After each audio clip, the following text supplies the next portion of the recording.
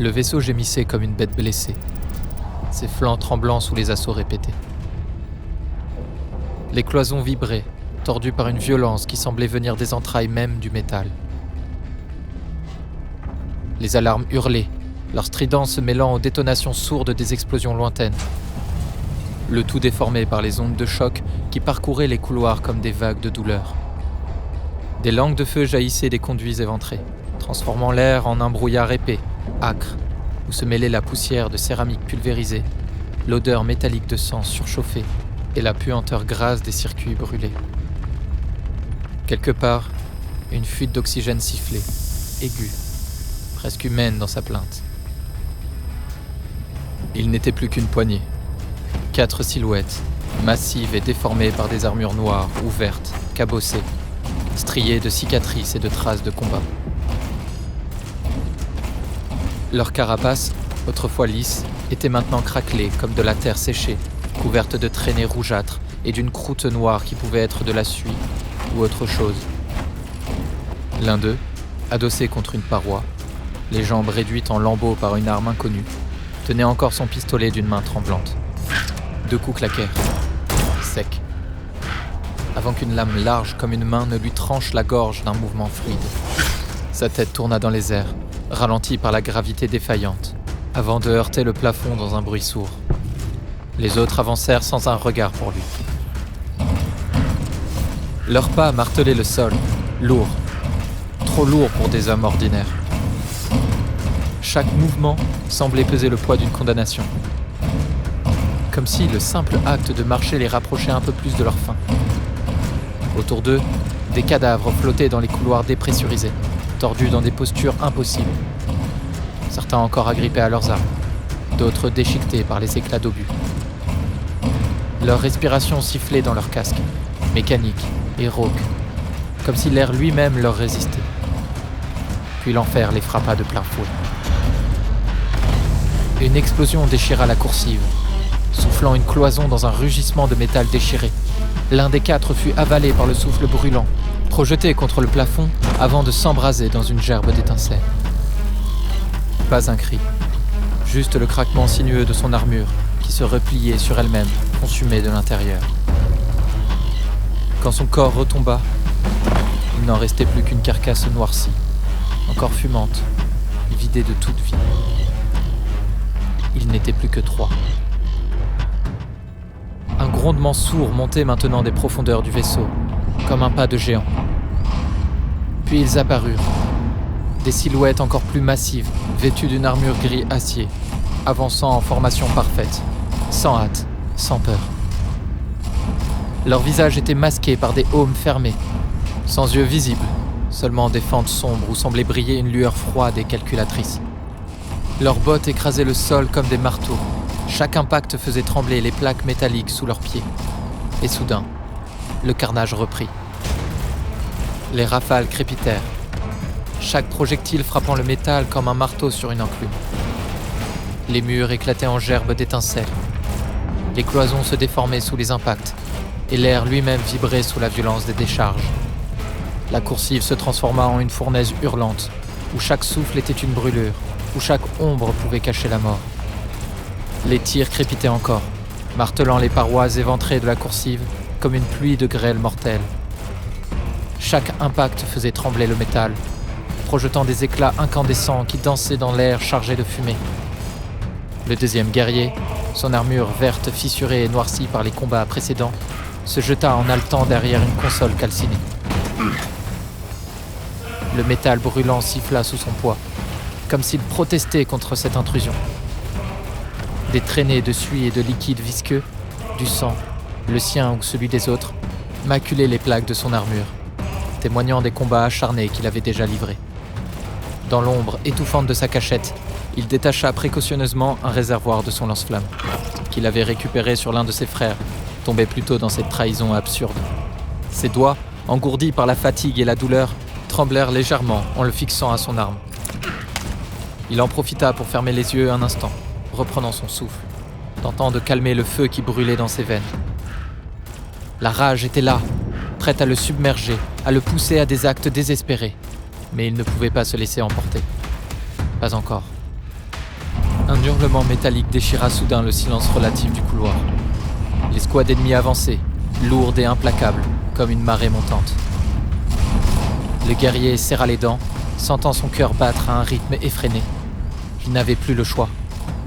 D'un mouvement fluide, il jaillit de sa cachette, prenant ses assaillants par surprise.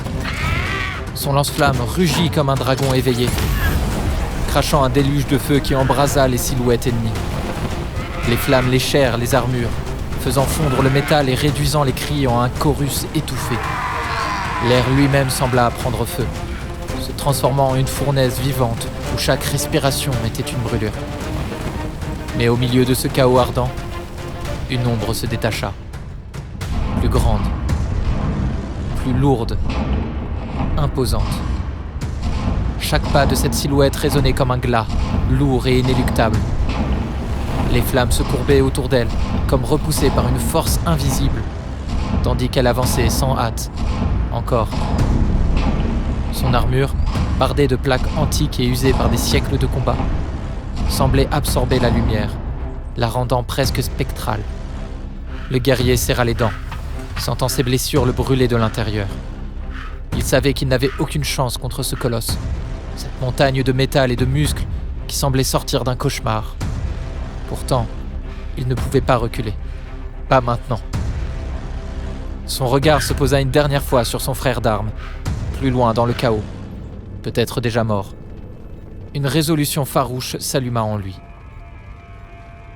Avec un cri rauque, il chargea. Le choc fit trembler les cloisons, comme si le vaisseau lui-même avait frémi sous la violence de l'impact. Le guerrier s'agrippa à l'armure de son ennemi, ses doigts s'enfonçant dans les interstices des plaques, cherchant désespérément une prise. La douleur le déchirait, mais il ne lâcha pas. Il ne pouvait pas. D'un geste désespéré, il actionna la dernière réserve de son lance-flamme. Une lumière aveuglante dévora la coursive. Feu et métal fusionnèrent dans une onde de destruction pure, engloutissant le guerrier et le titan d'acier dans une tombe de flammes et de cendres. Pendant un instant, tout disparut dans cette fournaise apocalyptique, comme si le monde lui-même avait cessé d'exister. Puis, le silence. Seul. Le dernier survivant avançait encore, traînant une jambe blessée, ses respirations résonnant dans son casque comme un soufflet de forge sur le point de s'éteindre. Son armure, fracturée par des dizaines d'impacts, pendait en lambeaux à certains endroits, révélant une chair meurtrie et noircie. Pourtant, malgré tout, son épée brisée était toujours levée, tremblante mais déterminée. Chaque pas qu'il faisait résonnait comme un défi lancé à la mort elle-même, un refus obstiné de s'effondrer. Les ennemis l'encerclèrent, émergèrent de la fumée comme des spectres vengeurs. 2 d'entre eux surgirent en même temps, l'un brandissant une masse énergétique qui bourdonnait d'une lueur bleutée, l'autre une lame dentelée, reflétant la lumière des incendies environnants. Le survivant recula d'un pas, son corps réagissant par instinct, esquivant le premier coup, avant de parer le second avec ce qui restait de son épée. La douleur lui traversa le bras, mais il serra les dents et frappa 1 fois, 2 fois. Chaque coup qu'il portait était un hommage à ses frères tombés. Il revoyait leurs visages, leurs rires dans les salles d'armes de leur monde natal, leurs serments prononcés sous le regard bienveillant de leur père. Et maintenant, ils n'étaient plus que cendres, trahis par ceux qu'ils avaient appelés frères. La lame brisée trouva enfin une faille, tranchant l'articulation d'un genou. Le guerrier gris hurla, un son guttural et désespéré avant de s'effondrer. L'autre profita de son déséquilibre pour frapper dans son dos, le projetant contre une cloison déformée. Le choc lui coupa le souffle, mais il ne s'avoua pas vaincu. D'un geste désespéré, il arracha un morceau de ferraille brûlante, tordu par une explosion, et le brandit comme un bouclier de fortune. Le coup suivant s'y écrasa, projetant une gerbe d'étincelles et pliant le métal chauffé à blanc. La douleur lui brûla les doigts, mais il ne lâcha pas. Il hurla, repoussant son ennemi d'un coup d'épaule, avant de planter la ferraille improvisée dans la gorge de son adversaire.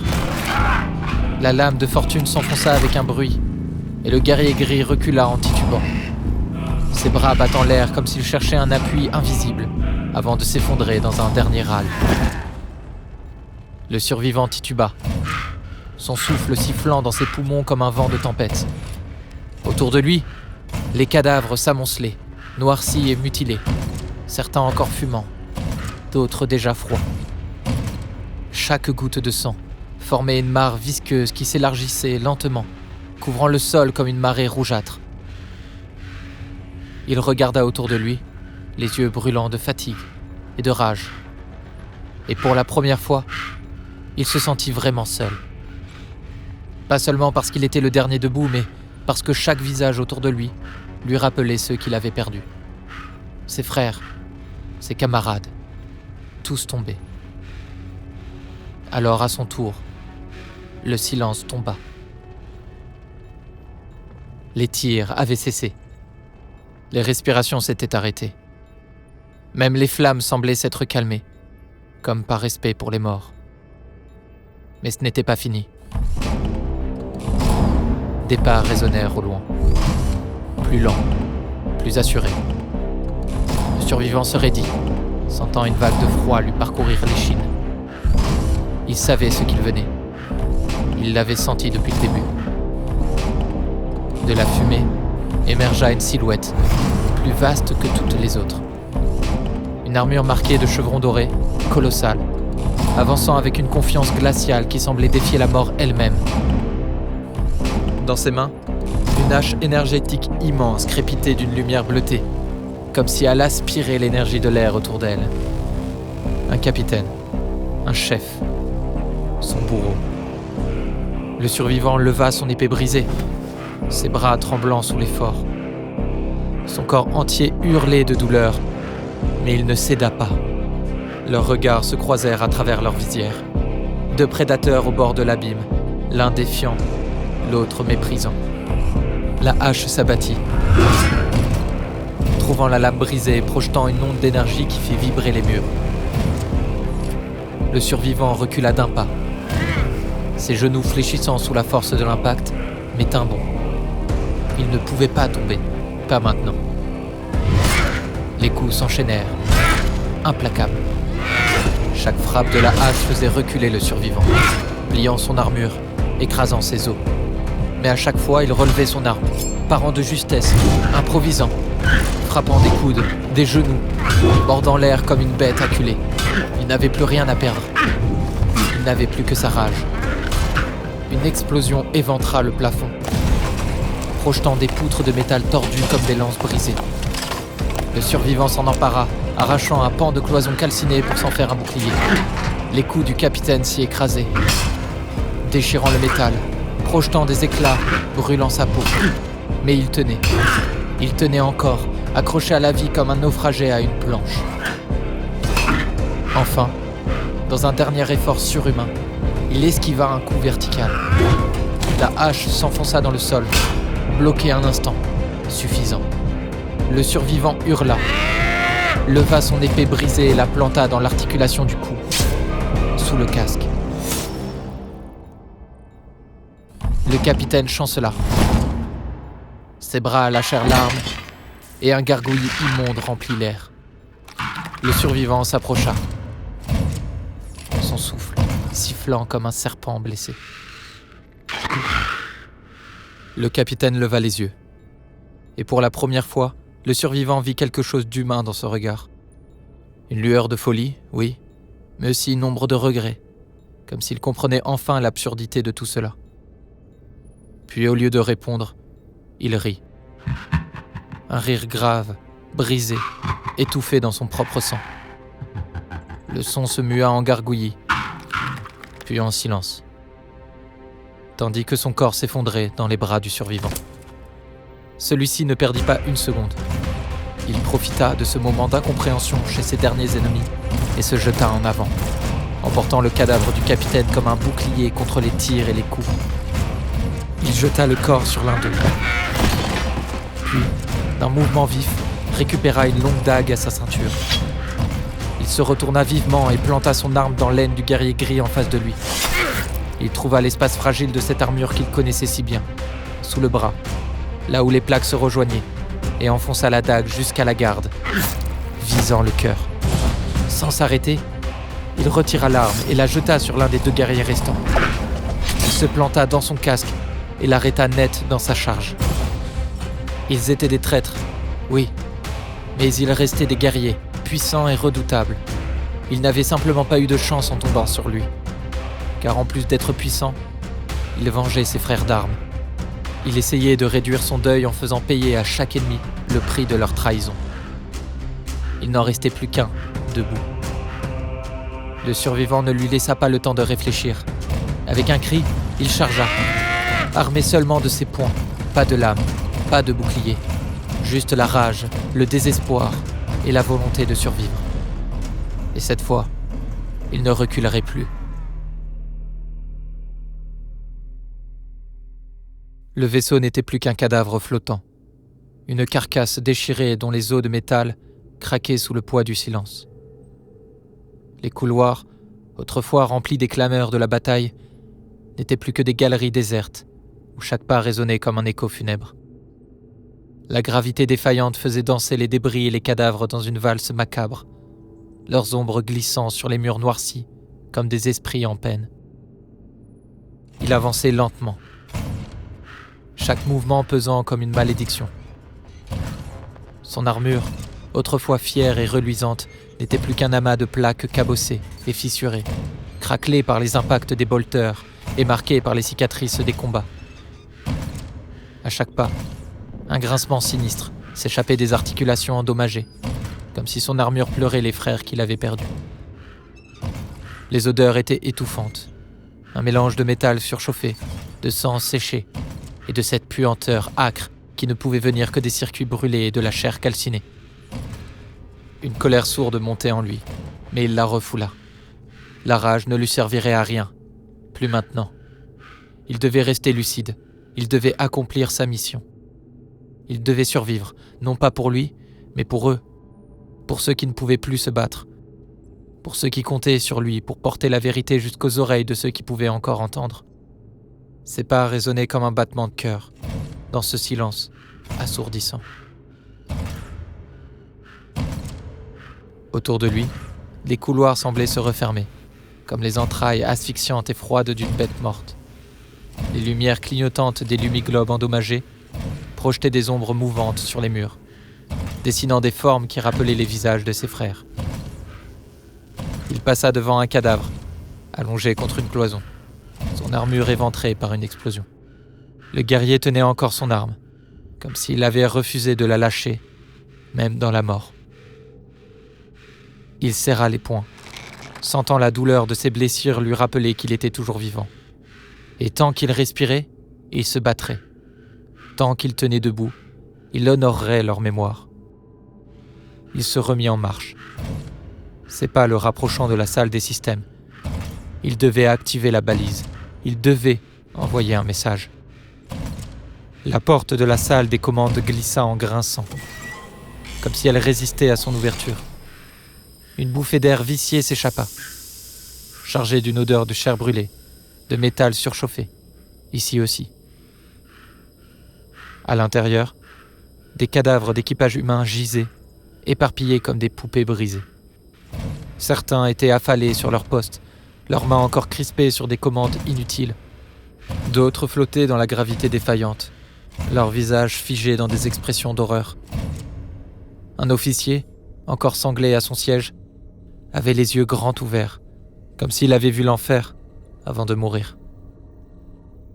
Son casque pendait, déchiré, et une traînée de sang séché maculait son uniforme. Le survivant avança. Il scanna la pièce du regard, cherchant la console de communication. Les écrans étaient éteints, ou clignotaient faiblement, leur lueur bleutée, projetant des ombres dansantes sur les murs couverts de suie. Un cogitateur central, fracturé mais encore fonctionnel, ronronnait par à coups, ses runes lumineuses palpitant comme un cœur mourant. Il s'approcha, posant une main gantée sur la surface métallique de la console. Sous ses doigts, il sentit les vibrations des derniers systèmes encore en vie, faibles mais tenaces. Il activa les relais manuels. Les écrans s'allumèrent par saccades, affichant des lignes de code corrompues et des alertes en gothique. Il expira lentement. sentant le poids de la responsabilité lui comprimer la poitrine. Ce serait son dernier message, peut-être son dernier acte. Il devait choisir ses mots avec soin, il devait porter la vérité. D'un geste sec, il activa le canal d'urgence et ajusta la fréquence. Les runes sur l'écran passèrent au vert et un bip strident retentit, confirmant que la balise était opérationnelle. Il prena une inspiration profonde, puis parla, sa voix railleuse et mécanique, déformée par les filtres de son casque. Ici le lieutenant Urgan Cartax, 7e compagnie des Salamanders. Je suis un survivant du massacre d'Isvan V. Les légions se sont retournées les unes contre les autres. Horus a trahi l'empereur. Nous avons été abandonnés, abattus comme du bétail. Je suis gravement blessé. Mon vaisseau est une épave. Mon père... J'ai besoin d'aide, de soutien. Je ne peux plus tenir longtemps. Pour Vulcan, pour l'empereur.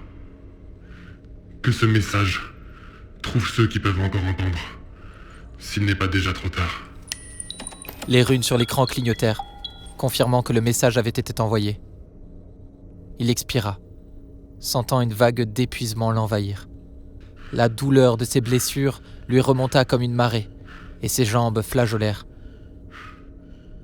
Il savait qu'il n'avait plus beaucoup de temps.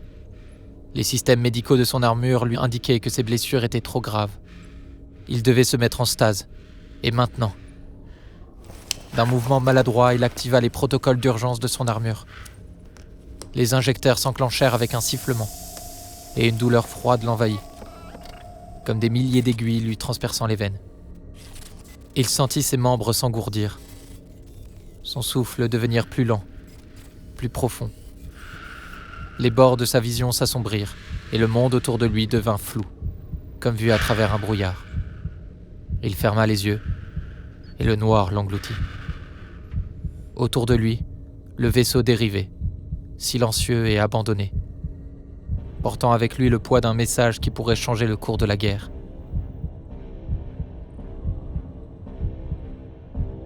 Et quelque part, dans l'immensité froide de l'espace, une balise clignotait, attendant une réponse.